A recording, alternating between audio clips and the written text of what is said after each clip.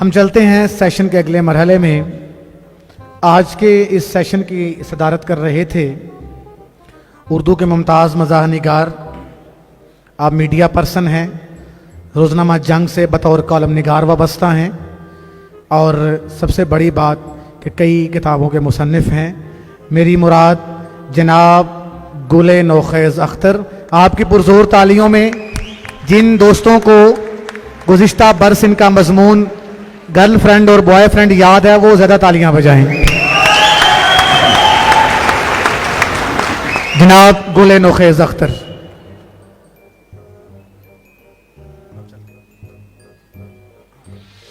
बिस्मिल्लाहिर्रहमानिर्रहीम। ये अभी कौकब साहब ने बात की, कौकब साहब को आप सुन चुके, इनकी आवाज़ भी आपने सुनी और मैं कौकब साहब से कहा करता हूं कि आपकी आवाज़ माशाल्लाह इतनी अच्छी है कि आपको तो गूंगा होना चाहिए। बहुत अच्छे बहुत अच्छे।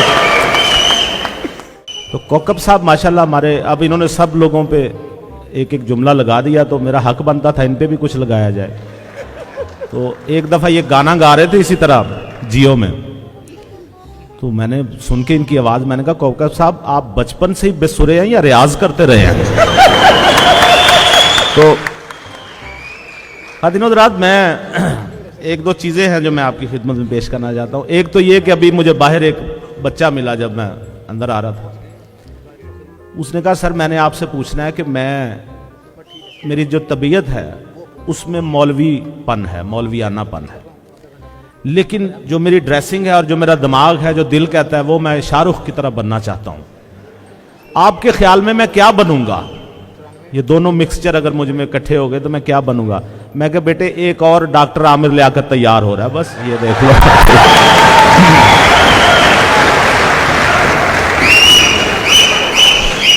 हमारे एक दोस्त हैं, जरा थोड़े लिबरल हैं, एक दिन घर गए और अपनी वालदा से कहने लगे मामा मैंने लड़की सिलेक्ट कर ली है शादी के लिए।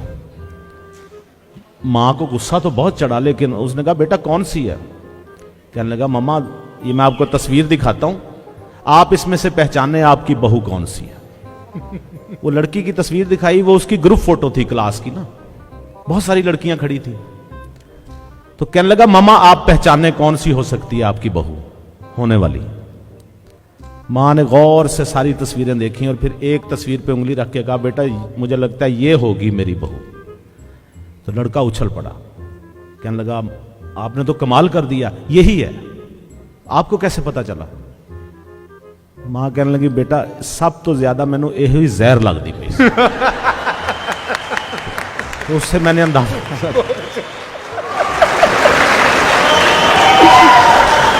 सीटियां बजा लें कोई बात नहीं। हमारे बड़ी मेहरबानी, बहुत शुक्रिया आपका। अगर छोटी छोटी चीजें मैं सुना रहा हूं, अगर आपकी नजर किसी ऐसे विजिटिंग कार्ड पर पड़े जिस पर लिखा हो चेयरमैन अब्दुल शकूर फाउंडेशन, सदर आल पाकिस्तान इंसानियत मूवमेंट, मरकजी सदर अंजुमन मजबूर सहाफियान, general secretary police lovers group, नुमाइंदा खुसूसी रोजनामा हनीमून बैंकॉक, ब्यूरो चीफ रोजनामा नंगे असलाफ गिलगित बल्तिस्तान,